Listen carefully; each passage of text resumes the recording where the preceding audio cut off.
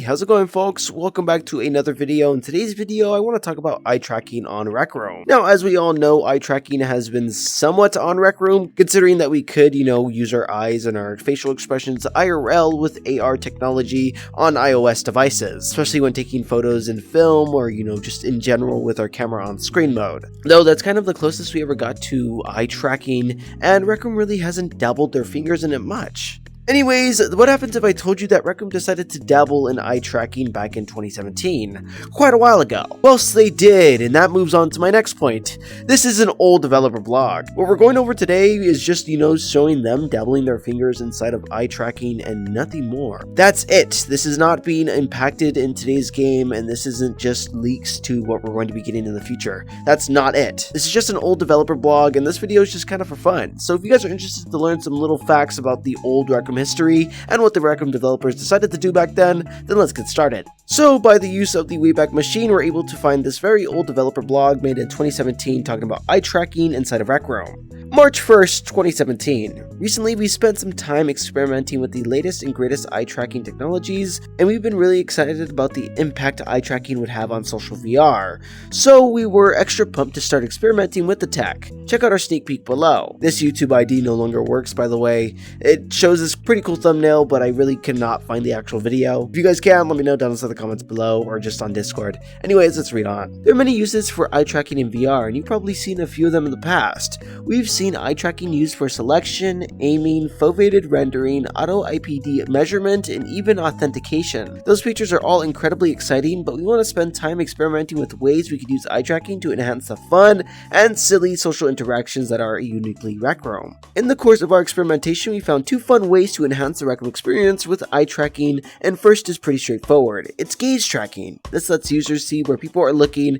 and we've experimented with a few different art styles. One which is subtle, which you guys can see right there. Pretty cool, pretty nice, pretty simple. That one's also heavily memed on inside the community, by the way. People love that actual GIF. And this one, a little more caffeinated, and as you can see, a lot more crazy. We've ended up going with sticking with our more subtle art style. I guess the lesson here is don't overdo it. In real life, humans are laser attuned to the tiniest cues that come from the eyes. The same is also in tune in VR and in Rec Room. Simple and subtle can yield tremendous impact, and just being able to see eye direction and blinks adds a surprising amount of tone and context to one-on-one conversations. They also experimented with, emoticons on VR as well. Using eye tracking is pretty cool, and let's give it a shot. We've noticed an even bigger benefit in group settings. The tiny movements of the eyes are a powerful social cue indicating which is to talk. With eye tracking enabled, we've actually observed a noticeable decrease in people talking over one another. The second feature we added was something called VR emojis. This facial expression of room avatars are driven by a wide range of variables,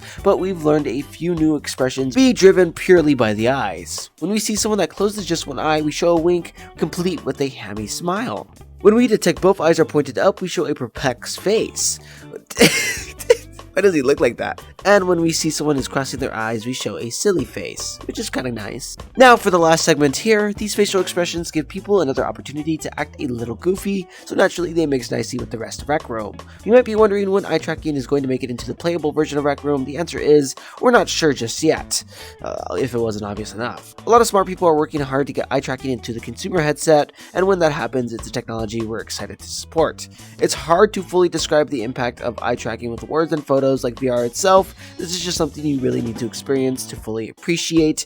We here at Against Gravity are really excited for eye tracking can bring to the future of social VR. Rec Room has dabbled its fingers inside of eye tracking, and as we can see, they talk a lot of game about it. They think it can enhance social VR and would just be a better feature in general. So why not add it? Just a lot of the VR headsets that they have access to now just don't have the actual eye tracking feature on them. I mean, if Rec Room could, they would add eye tracking just if all headsets had them, but Quest 2, the most sold VR headset, doesn't have eye tracking. The whole situation is kind of weird, and it's just a very cool concept that Rec Room could have added. Hopefully they decide to add these things pretty soon. Now, personally, I do agree, and I actually think that this would enhance social VR and add a whole new element to Rec Room. That alone with all the facial expressions is pretty cool as well, and let me know your guys' thoughts. As always, I'm glad we did this little exploration of this very old developer blog, and yeah. Now that you guys are actually commenting, whilst you're commenting, be sure to subscribe and punch that like button because it's very important you do so. I'll catch all you guys inside the next video, and without further ado, Bro Fist!